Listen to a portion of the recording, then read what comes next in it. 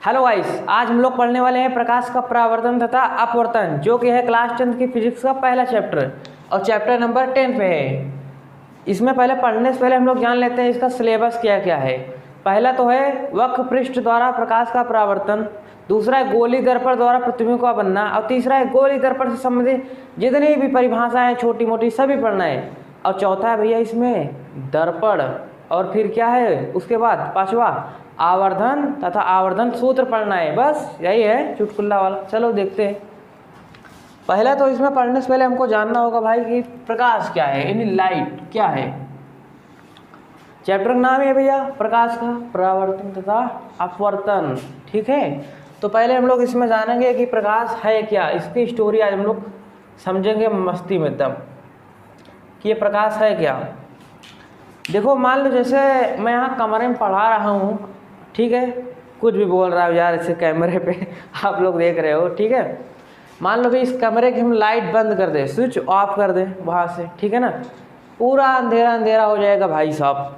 जैसे ही कोई ऑन कर देगा इसको पूरा उजाला उजाला। आखिर ये जो अंधेरा और तुरंत उजाले में जो हम दिखने लगते हैं, इसके पीछे की स्टोरी क्या है, यही आज हम लोग को क्या करना है, जानना है।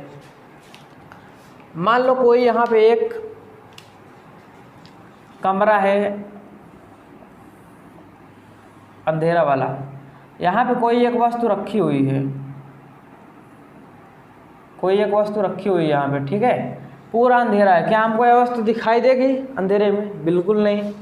अगर यहाँ से कोई एक लाइट आ गई इसे अंदर तो फिर क्या होगी? अगर यह वस्तु ब्लैक नहीं रहेगी तो फिर दिखाई देने लगेगी, ठीक है। जैसे प्रकाश आया, मान लो हम लोग इसको अपनी आंखों से देखेंगे, अगर नीला है तो फिर हमको तुरंत नीला दिखाई देने लगता है। अगर पीला है तो प्रकाश है पीला दिखाई देने लगता है। जिस कलर का हो वस्तु उसी कलर का हम लोगों को दिखाई देने लगता है। आखिर इसके पीछे की स्टोरी क्या है, चलो उसको समझते हैं।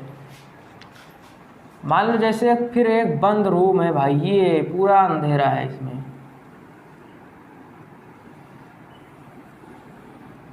ठीक है। यहाँ पे कोई एक वस्तु रखी हुई है,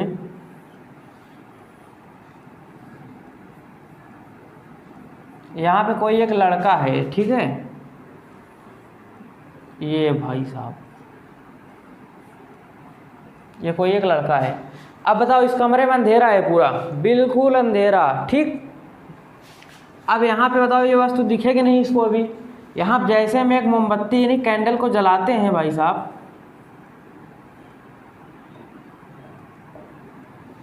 अब क्या होगा? कमरे में प्रकाश हो गया।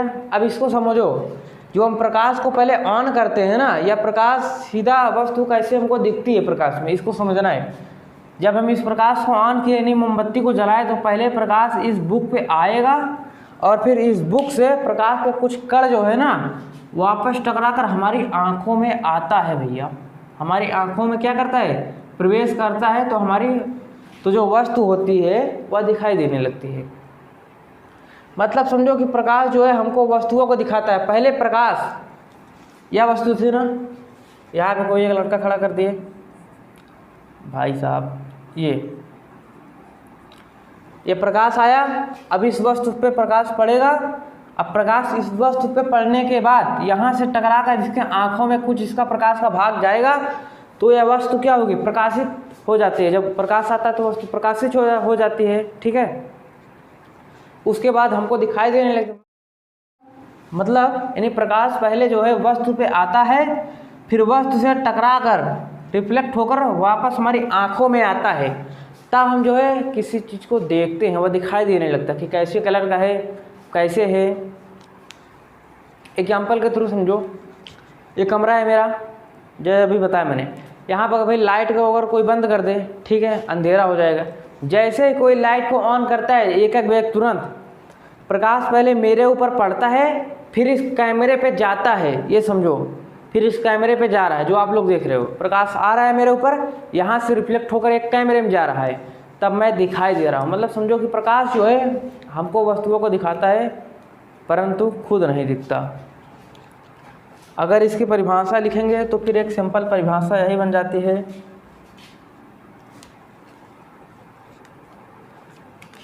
कि जो हमारे आँखों को संवेदित करता है,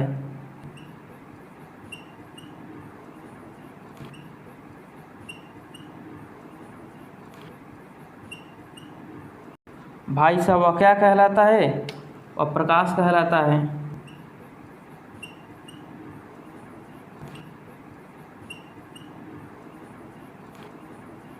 मतलब जो हमारे आँखों को संवेदित करता है, ठीक है, इन्हें प्रकाशित करता है। ठीक, वैसे तो प्रकाश क्या है, एक प्रकार की ऊर्जा है, ये सबको मालूम है। और ये चलता कैसे भैया, या तरंग कण के माध्यम से चलता है। प्रकाश एक प्रकार की ऊर्जा है अगर बेसिकली जाने, और यह किसके माध्यम से चलता है, यह तरंग कणों के माध्यम से चलता है। तरंग कण के माध्यम से चलता है। सट गया यार। ठीक है, अब यह कैसी ऊर्जा है, कौन से कणों से चलता है, कौन से तरंग से चलता है, इसको भी जान लेते हैं। अगर वास्तव में ये पहले आप समझ गए कि नहीं कि प्रकाश क्या है, जो हमारी आंखों को संवेदित करता है, प्रकाशित करता है, वही प्रकाश होता है। अब मैंने बताया प्रकाश कैसे आता है। पहले प्रकाश जो किसी वस्तु पर पड़ता है, फिर वस्तु से रिफ्लेक्ट होकर पुनः हमारी आंखों में आता है, तब हमको वस्तुएं दिखाई देने लगती है।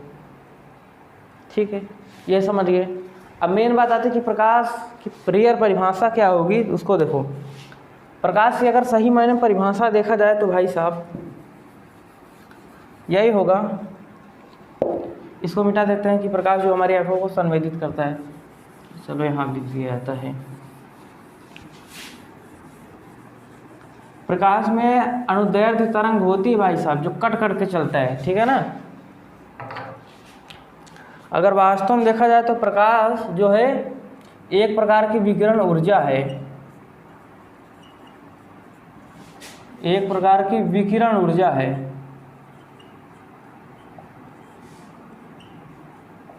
विकिरण ऊर्जा है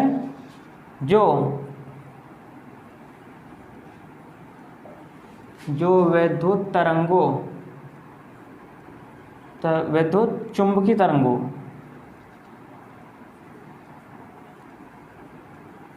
जो वैद्युत चुंबकीय तरंगों के रूप में चलता है।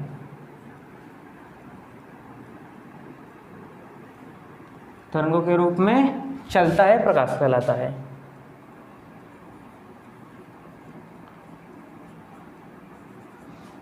क्या कहलाता है प्रकाश?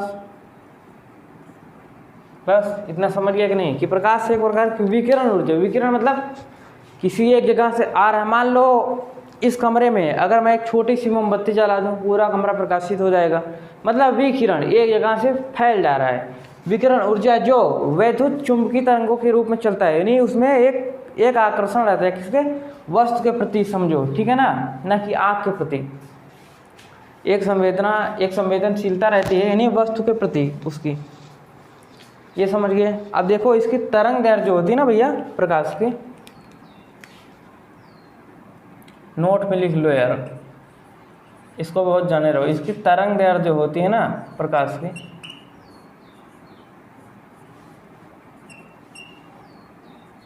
इसकी तरंग दैर्ध्य 3900 एंगस्ट्रॉम से 7800 एंगस्ट्रॉम तक होती है भैया।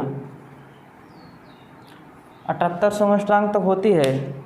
एक एंगस्ट्रॉम में कितना होता है ये भी आप नोट में लिख लो। एक एंगस्ट्रॉम में 10⁻⁻10 मीटर तक होती है। लिख लो कि इसकी तरंग दैर्ध्य, प्रकाश की तरंग दैर्ध्य जो होती है वह 3900 एंगस्ट्रॉम से 7800 एंगस्ट्रॉम तक होती है भाई। अब नोट 2 लिख लो यहाँ पे। निर्वात में प्रकाश की चाल कितनी होती है ये लिख लो। निर्वात में प्रकाश की चाल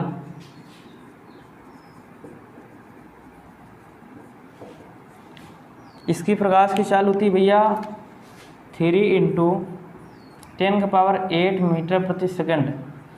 मतलब समझ रहे हो, यानी एक सेकंड में या इतनी बार चलता है।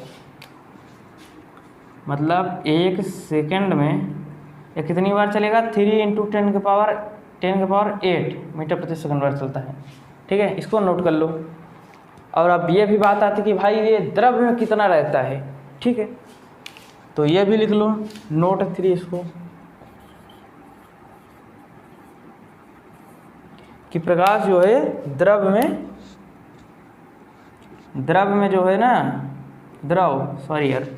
द्रव में इसका होता है तरंग दैर्ध्य 200 मीटर प्रति सेकंड होता है। यही जानते हो सबसे ज़्यादा किस में होता है? सबसे ज़्यादा भैया यह होता है निर्वात में।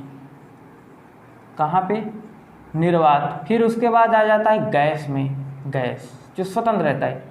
फिर उसके बाद आता है भाई द्रव, द्रव में, ठीक है। फिर उसके बाद आता है कहाँ पे? ठोस में, हाँ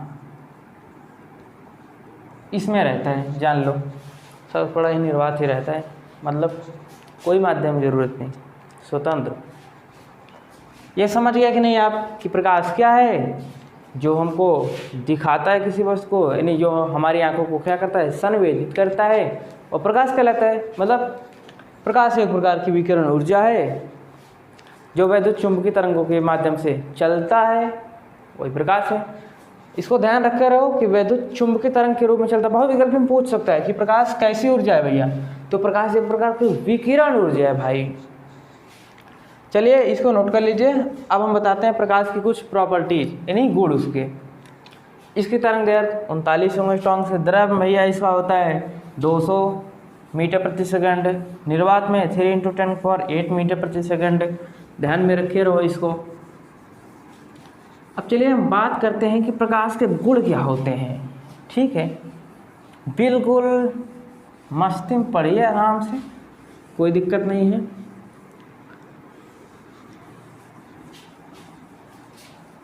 प्रकाश के गुण, ये सब जानकारी वाली चीज़ें जानते रहो, ठीक है ना, इसको भूलना नहीं है।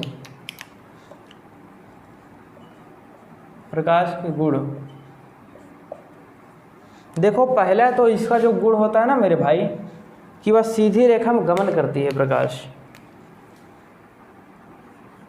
प्रकाश सीधी रेखा में गति करती है।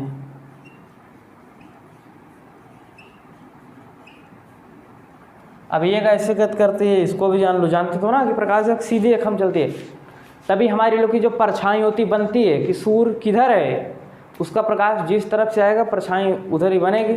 जैसे मान लो पूरब से कोई रोशनी आ रही है सूर्य की, अब परछाई तो भैया इधर ही बनेगी, ना कि उत्तर बन जाएगी ऐसे, ठीक है। देखो समझो इसको कि प्रकाश एक सीधी रेखा में गमन कैसे करता है। मान लो हम यहाँ पे 2 दफ्ती ले रहे हैं भैया,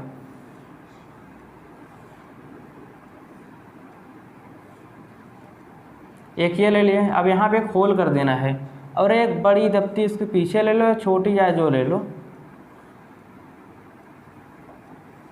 ठीक है। अब यहाँ पे टार्च को ऑन करना है, टार्च क्या करना है? टार्च को ऑन करना है यहाँ पे। अब बताओ जब यहाँ से हम एक टार्च को ऑन करेंगे, जो टार्च की रोशनी होगी अगर सीधी है टार्च की रोशनी, तो इस होल से यहाँ पे बनेगा उसका प्रतिबिंब, यहाँ पे गोल गोल। अब जैसे ही हम इस टार्च को, अभी तो ऐसे जला रहे हैं टार्च को, यानी यहाँ पे पड़ रही, अब टार्च को हम थोड़ा ऐसे मोड़ देंगे। देखो ये टार्च को हम ऐसे मोड़ दिए इधर, अब भैया इसकी रोशनी जो है ना यहाँ पे बनेगी, इस जगह पे इस होल से निकल के ये बना भाई, ये यहाँ से कट गया। मतलब टार्च के थ्रू आप एग्जाम्पल कर सकते हो कि प्रकाश एक सीधी रेखा में चलती है। ये हो गया पहली बात। अगर हम टार्च को ऐसे करेंगे, इस जगह से लगाएंगे भैया, तो इसका प्रकाश जो है यहाँ बनेगा, यहाँ इसका धब्बा बनेगा प्रकाश का। ये समझ गए? तब ठीक है। अब देखो दूसरा पॉइंट क्या है प्रकाश के गुण में, कि प्रकाश निर्वात में भी चलता है। प्रकाश निर्वात में भी गति करता है, अर्थात उसको कोई माध्यम की जरूरत भी नहीं पड़ती। प्रकाश को निर्वात में भी चलेगा, माध्यम में भी चलता है भाई, प्रकाश ऐसी चीज है, ठीक है। दूसरा हो गया। अब तीसरा जो है भैया, तीसरा है भाई माध्यम बदलने पर, माध्यम समझाते हैं, ध्यान रखो धीरज। माध्यम बदलने पर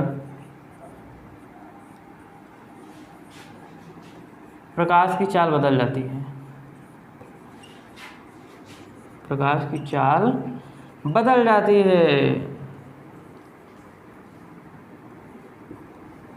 ये समझो कि माध्यम, यार भाई माध्यम क्या होता है यार, ठीक है, इसको समझो। मान लो यहाँ पे वायु है, एयर, इसके ऊपर ये हवा है, हवा, ठीक है, वायु, ठीक दिख रहा है कि नहीं वहाँ तक। और नीचे मान लो ये पानी है भाई साहब, पानी है, नीचे क्या है, पानी है। ये दो माध्यम हो गया। पहला माध्यम जो है ये वायु है भैया, और दूसरा माध्यम पानी है इसमें। यानी माध्यम 1 जो है भाई वह वायु, और माध्यम 2 क्या है, पानी है। अगर प्रकाश किरणें वायु से पानी में जाती है तो उसकी चाल क्या होगी, बदल जाएगी। अलग अलग माध्यम से चलने पर उसकी चाल भी क्या होती है मेरे भैया, अलग अलग हो जाती है, डिफरेंट हो जाती है, ठीक है। अब देखिए इसमें तीसरा तो हो गया अपना, चौथा देखिए, चौथा है कि माध्यम बदलने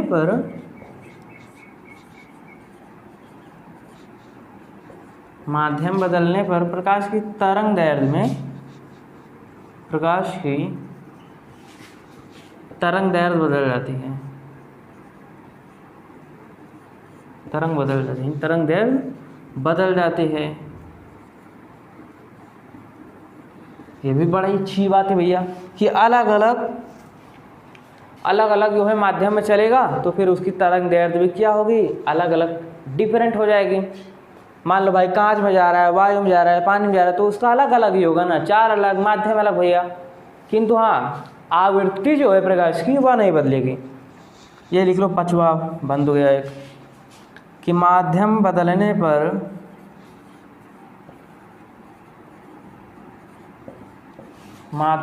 पर आवृत्ति पर कोई फर्क नहीं पड़ता, प्रकाश की आवृत्ति पर कोई प्रभाव नहीं पड़ता।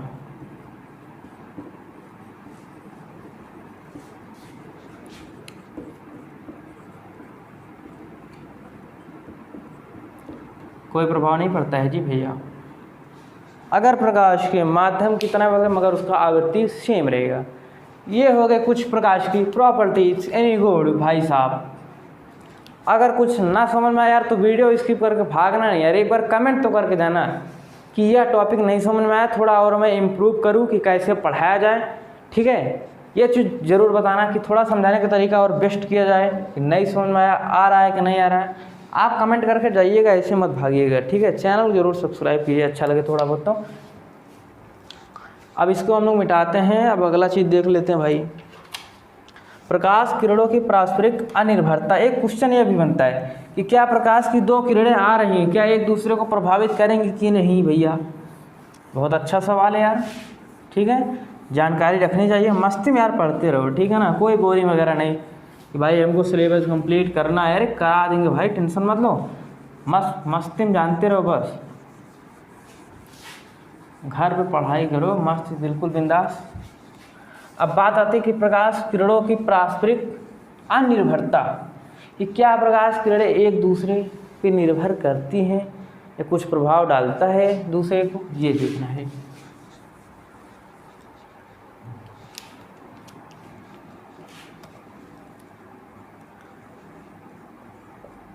प्रकाश किरणों के, या स्याही खत्म हो गया क्या, पारस्परिक अनिर्भरता। क्या प्रकाश की किरण एक दूसरे पर डिपेंड करती हैं भैया, निर्भर करती हैं, यही हम लोग को जानना है जी। देखो मान लो हम यहाँ पे एक कोई पर्दा लग ले रहे हैं, पहला नंबर तो चित्र के माध्यम से, हाँ यही बनाते हैं चित्र इसका। ये एक पर्दा हो गया और इसका नाम हम लोग दे देते हैं एक्स और वाई, ठीक है।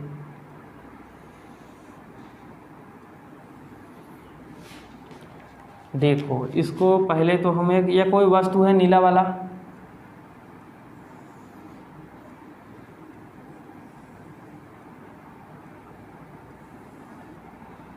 अब यहाँ पे कोई देखो भैया एक वस्तु रखा हुआ है, प्रकाश वाला बल्ब है कोई। अब हम इस बल्ब को, इसका नाम दे रहे हैं S1 और S2।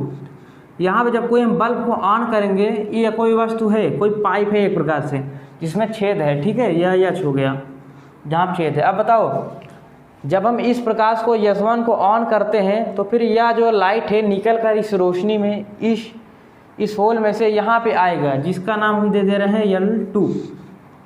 S1 से देखो L2 का धब्बा बन गया यहाँ पे इस पर्दे पे प्रकाश का। चलो भैया ठीक है, वह तो ऑन कर दिया मैंने। अब S2 को भी ऑन करेंगे तो फिर ये भी जाएगा कहाँ पे, या L1 पे देखो धब्बा बन के प्रकाश का सीधा निकल गया। ये भाई एक प्रकार मतलब यहाँ पे टार्च लगा रहे हैं, टार्च समझ लो कि S1 टार्च को ऑन किया तो भैया L2 पे गया उसका प्रकाश रोशनी।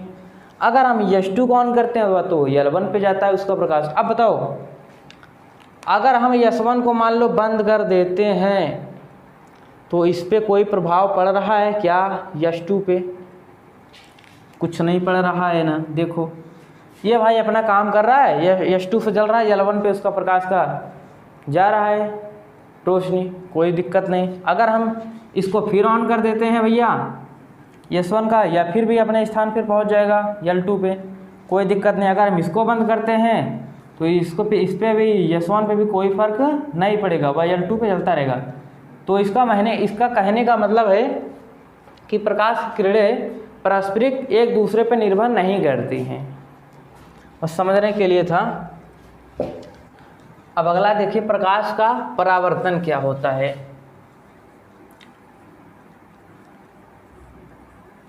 प्रकाश का परावर्तन, हम लोग प्रकाश को जान लिए, प्रकाश की अनिर्भरता को जान लिए। अब हम बात करते हैं भैया कि प्रकाश का परावर्तन क्या होता है। देखिए वैसे तो इसके नाम में है परा और वर्तन। परा मतलब कोई वस्तु, या उसको बल्ब समझ लीजिए, कोई रोशनी समझ लीजिए। और वर्तन मतलब विपरीत दिशा में वापस लौट जाना है। इसमें समझिएगा गुरु, ठीक है। मान लो या कोई चिकनी सतह है पालिशदार, क्या है ये सतह है कोई चिकनी, ठीक है। अब इस पर कोई देखो यहाँ पे प्रकाश आ रहा है और आने के बाद ये टकरा कर वापस देखो चला जा रहा है। अब बताओ ये जो वापस चला गया इसी को हम क्या कहेंगे? प्रकाश का परावर्तन। ये प्रकाश की किरणें आई, प्रकाश आया, और ये चिकनी सतह भाई जब चिकना है भाई साहब शीशा के जैसे, ठीक है, एक पालिशदार वस्तु है तो क्या करेगा? प्रकाश वापस टकरा कर चला न जाएगा। बस वही है कि प्रकाश आएगा और किसी चिकनी सतह पे टकराएगा और भैया वापस लौट जाएगा विपरीत दिशा में, जस्ट उसी में नहीं जाएगा, ये वापस चला गया। अब ध्यान कीजिए आप, मैंने माध्यम अभी पढ़ाया था, ठीक है, प्रकाश में, कि भैया माध्यम तो नहीं। कुछ बच्चों को दिमाग में आएगा, कुछ भाइयों के, कि भाई माध्यम तो नहीं। तो भैया ये ऊपर वाला जो है ना, ये माध्यम 1 है, कोई भी माध्यम हो सकता है, हमको लोगों को नहीं पता है। और ये नीचे वाला माध्यम 2 है, ये माध्यम 1 और यह माध्यम 2 है। अब बताओ यह माध्यम 1 से ही अपना काम करके भाग जा रहा है, इसमें तो कोई फर्क नहीं पड़ेगा इसकी चाल में, तरंग दैर्ध्य में ना, क्योंकि यह वन माध्यम से आ रहा है और वन माध्यम से अपना चिकने तल से टकरा कर वापस जा रहे हैं महाराज। ये जान गए कि नहीं कि प्रकाश का परावर्तन यही होता है, किसी चिकनी सतह पे प्रकाश गिरता है और वापस विपरीत दिशा में क्या होता है भैया? लौट जाता है। कोई टार्च नहीं भी बताते हम जी, नहीं है यार। जैसे आप मान लो कोई टार्च हमारे चिकना है ही, अब यहाँ जैसे हम एक टार्च मार रहे हैं ना, ये प्रकाश इसका यहाँ पे गिरेगा और ये ऐसे भाई साहब ऐसे भाग जाएगा, ऐसे। यही क्या है हमारा प्रकाश का परावर्तन। मतलब अगर परिभाषा में लिखा जाए इसको, जब प्रकाश की किरणें, मार्कर से यही खत्म हो गई, जब प्रकाश किसी किरणें लिखो चाहे क्या जो लिखो, जब प्रकाश किसी पालिशदार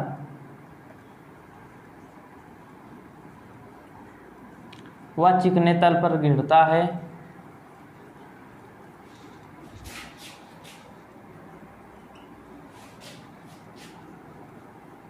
तो क्या होता है? तो उसका अधिकांश भाग,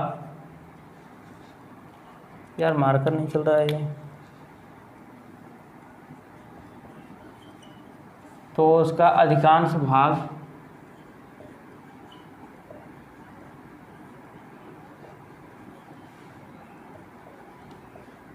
अधिकांश भाग क्या करता है, वापस लौट आता है।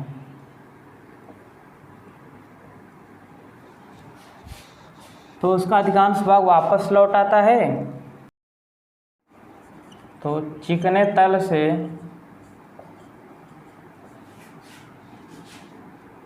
टकराकर वापस आने की इस प्रक्रिया को प्रकाश का परावर्तन कहते हैं। प्रकाश का परावर्तन कहते हैं। ये समझ गया कि नहीं आप, कि प्रकाश जब किसी चिकनी सतह पर गिरता है या किसी चिकनी वस्तु या चिकनी पालिशदार वस्तु पर गिरता है तो उसका कुछ अधिकांश भाग टकराकर वापस लौट जाते हैं भैया, उसी को हम क्या कहेंगे, प्रकाश का परावर्तन। परा मतलब वस्तु, वर्तन मतलब वापस लौट जाना, प्रकाश का परावर्तन। इसको आप समझाएंगे कि इसमें है क्या चीज़ ये, तो इसके लिए चाहे हेडिंग डालना और बहुत अच्छे तरीके से लिख लो नोट्स। प्रकाश का परावर्तन से संबंधित कुछ परिभाषाएं।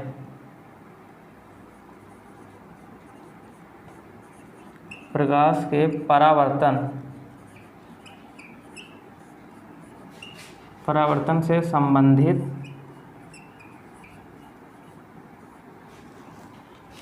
कुछ परिभाषाएं। अब इसको पूरा हम समझाएंगे, टेंशन मत लो, ठीक है ना। यही चित्र को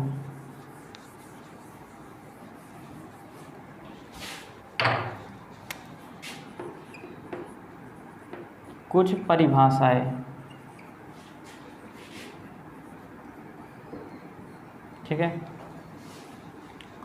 कुछ परिभाषाएं। इसका इंग्लिश खत्म हो गया। देखो अब पहला नंबर चित्र बनाते हैं हम। ये जो चिकनी सतह, देखो पहले प्रकाश का कण आ रहा है, ये आ रहा है, या चिकनी सतह हो गई अपनी।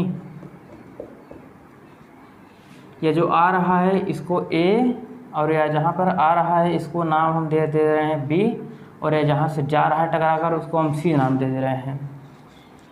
अब यह जो ए बी किरण आ रही है ना, इसको हम क्या कहेंगे, इसको आपतित किरण कहेंगे। देखो पहले या जहाँ पे बी पे आ रही है ना, यहाँ से एक 90 डिग्री का जो लंबवत कोण बनता है भैया, 90 डिग्री, यह हो गया हमारा अभिलंब, यानी एन नाम दे दिया हम इसको। देखो इसको हम लिखेंगे अपने तरीके से, अच्छे से नोट्स में लिख लो, नहीं समझो। देखो जो प्रकाश चिकने तल पे गिर रहा है आकर, उसको कहेंगे हम आपतित किरण। लिख देना ताकि अच्छे समझ में आए। जो प्रकाश चिकने तल पर गिर रहा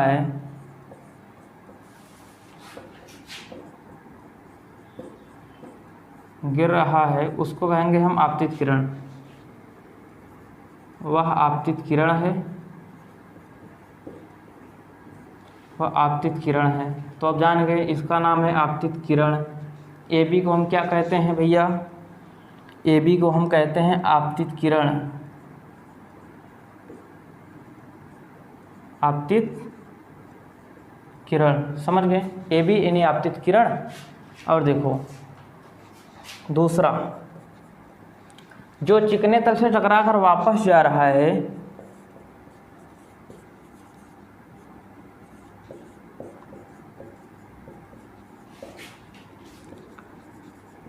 टकराकर वापस जाने वाले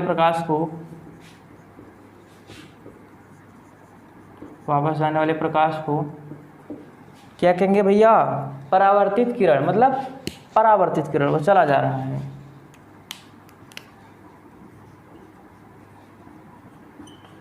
परावर्तित किरण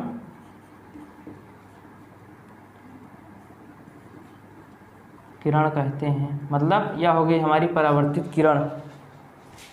कौन, ये हो गई भैया हमारी परावर्तित किरण।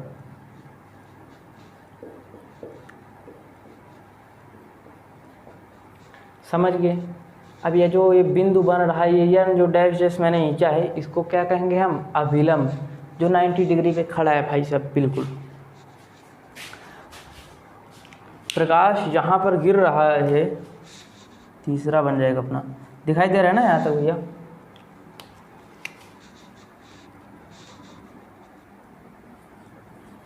प्रकाश जिस बिंदु पर आ रहा है,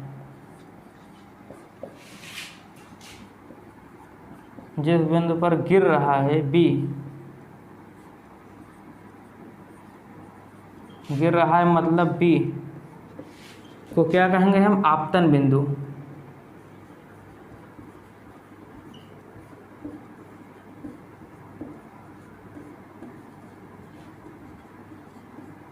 आपतन बिंदु कहते हैं। ये जो बी है ना, यानी यहाँ पे ये जो केंद्र है इसका, यहाँ जहाँ प्रकाश गिर रहा है और जहाँ से परिवर्तित हो रहा है भाई, उसको हम कहेंगे आपतन बिंदु। क्या हो गई भैया यहाँ पे? आपतन बिंदु।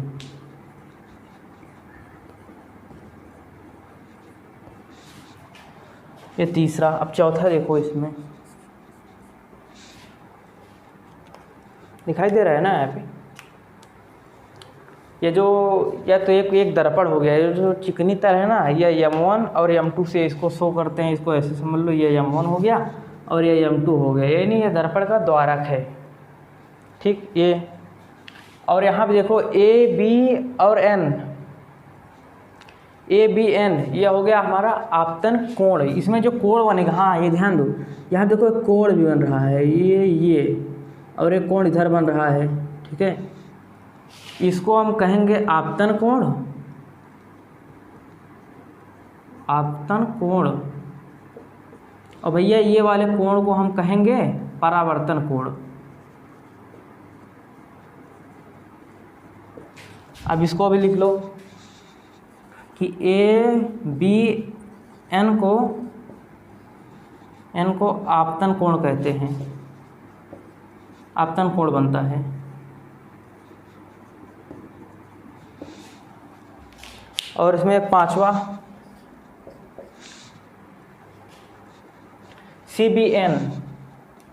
CBN को परावर्तन कोण बनता है। CBN में परावर्तन कोण बनता है।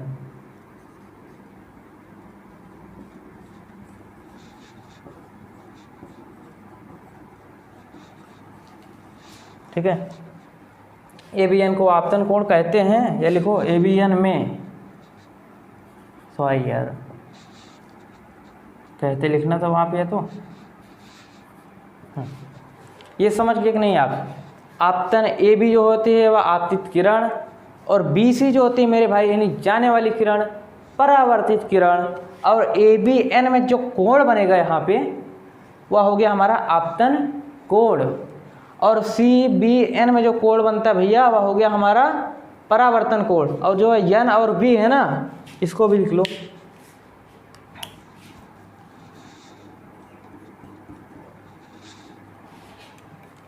NB BN या NB को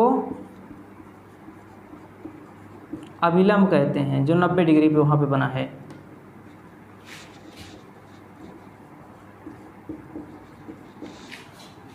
बात समझ में गए कि नहीं? कि मैं फिर से चलो शुरू करूँ इसको। देखो बड़ा बनाओ। पहला नंबर तो ये जो M1 और M2 है, जो चिकना तल है, इसको हम दर्पण का द्वारक भी बोलते हैं। यानी एक प्रकार से दर्पण है, ठीक, सपोर्ट दे। अब यहाँ पे जो किरण आ रही है AB, उसको हम कहेंगे आपतित किरण, भैया आने वाली किरण। और जो जा रही है भैया परावर्तन कर रहा है, उसको हम कहेंगे परावर्तित किरण। ABN में जो कोण बनेगा आपतन कोण, और CBN में जो कोण बनेगा परावर्तन कोण। और जहाँ पे B है उसको हम कहेंगे आपतन बिंदु कहेंगे। समझ में आया? तो चलो अब देखते हैं भैया प्रकाश परावर्तन समझ गए कि नहीं? कि बस प्रकाश आया किसी चिकने तल पे और वहाँ से टकरा कर वापस चला गया, उसको हम कहेंगे प्रकाश का परावर्तन। अब चलिए डालिए हेडिंग, प्रकाश के परावर्तन के नियम। परावर्तन के वैसे तो 2 नियम है सिर्फ, ठीक है ना। पहला नियम, ये जो आपतित किरण आ रही है तथा परावर्तित किरण, आपतन बिंदु पर देखो तीनों एक ही तल पे है ना, ये और ये, और अभिलंब देखो तो तीनों एक ही तल पे है ना, ये M1 और M2 पे। ये पहला नियम है कि आपतित किरण तथा परावर्तित किरण तथा अभिलंब ये तीनों एक ही तल पे हैं भैया, M1 और M2 पे। तो ये हो गया इसका पहला नियम। आपतित किरण तथा परावर्तित किरण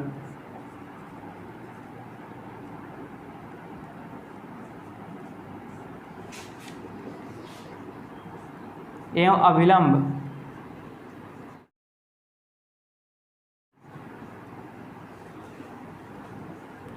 तीनों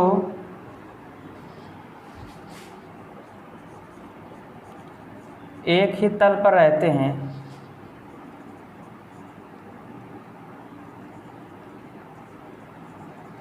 ये पहला नियम हो गया। अब दूसरा देखो, ये जो आपतन कोण है, ठीक है, ए बी और एन में आपतन कोण और सी बी एन में जो परावर्तन कोण है, ये आपस में देखो भैया सदैव बराबर रहते हैं। ये दूसरा नियम हो गया। आपतन कोण सदैव परावर्तन कोण के बराबर होता है।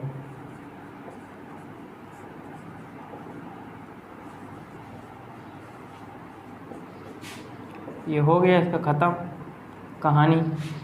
आपतित किरण, परावर्तित किरण तथा अभिलंब तीनों एक तल में होता है, पहला नियम। और दूसरा आपतन कोण बराबर परावर्तन कोण, ये हमेशा बराबर रहेंगे, इक्वल रहेंगे। अब ये हो गया हमारा परावर्तन के नियम। प्रकाश किरणों की उत्क्रमणता, ठीक। अब इसमें हमको ये देखना होगा कि क्या ए बी के व्युत्क्रम सी बी है। किरण वाले चलो मान लेते हैं, देखो इसको सॉल्व करते हैं। ये जो ए बी है, अगर ए बी के संगत में अगर हम परावर्तित किरण देखें, ए बी आपतित किरण, ए बी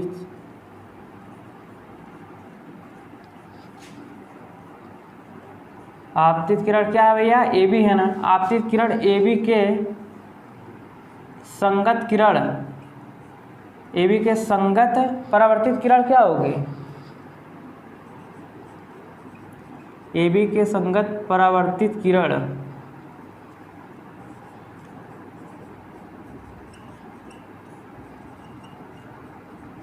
ए बी की संगत परावर्तित किरण बी सी होगा, ठीक है,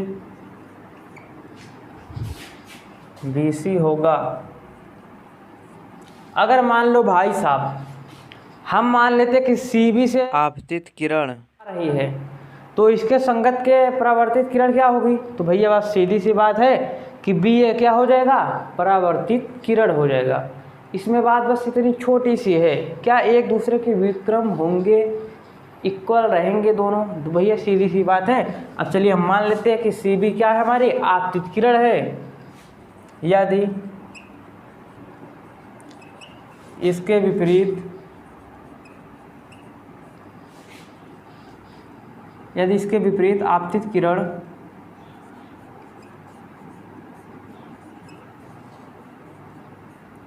माना क्या होगी भैया, यहाँ पे सी बी, सी बी हो तो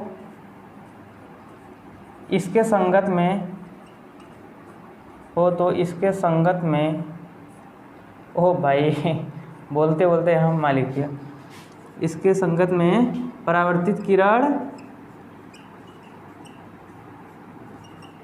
क्या हो जाएगी भैया, तो हो जाएगी हमारी परावर्तित किरण बी ए, बी ए होगी, क्योंकि इसका आपतन कोण है और परावर्तन कोण आपस में इक्वल है।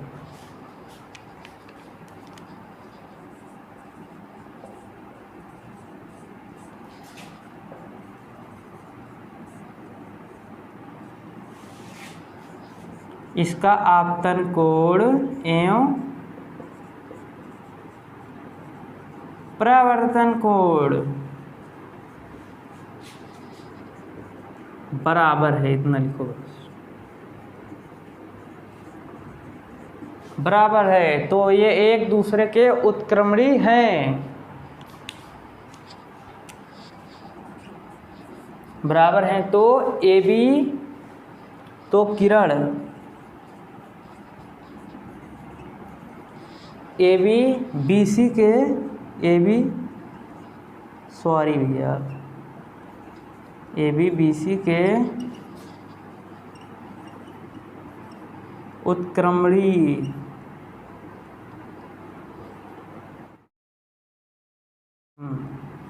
उत्क्रमणी है। ठीक है, देखो अगर हम CB को अगर हम आपतित किरण मानेंगे तो इसके संगत में परावर्तित किरण क्या होगी, BA हो जाएगा। ठीक है, अगर ये हम आपतित किरण मानेंगे तो इसके संगत में जो है परावर्तित किरण BC हो जाएगा, क्योंकि इन दोनों का आपतन कोण बराबर है भैया, इक्वल है। ये दूसरा नियम भी है कि आपतन कोण और परावर्तन कोण सदैव क्या होंगे, बराबर रहेगा। बस यही है कि प्रकाश की किरणों की उत्क्रमणीयता क्या होती है, बराबर होती है भैया रेखा की। ये देखो, ये आपतित किरण बराबर परावर्तित किरण भी होता है, ये अगर इन दोनों का व्युत्क्रम करेंगे तो भी बराबर रहेंगे। अब अगले हम टॉपिक में जानेंगे भाई साहब प्रतिबिंब और दर्पण। अब जब हमारा अगला वीडियो आएगा, अगला लेक्चर, तो हम लोग उसमें जानेंगे, प्रतिबिंब पढ़ना है हम लोगों को,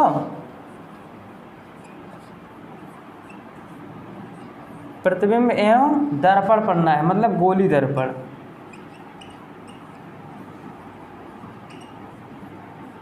यह है भैया हमारा अगला वीडियो, नोट कर लो। अब बस लिंक इसी वीडियो में मिल जाएगा, और हमारे आप चैनल को भाई साहब सब्सक्राइब कर लीजिए, क्योंकि हम लोग ऐसे मज़ेदार वीडियो लेकर आते रहेंगे पढ़ाई में। बस आज के लिए इतना ही, तब तक के लिए जय हिंद, जय भारत, धन्यवाद।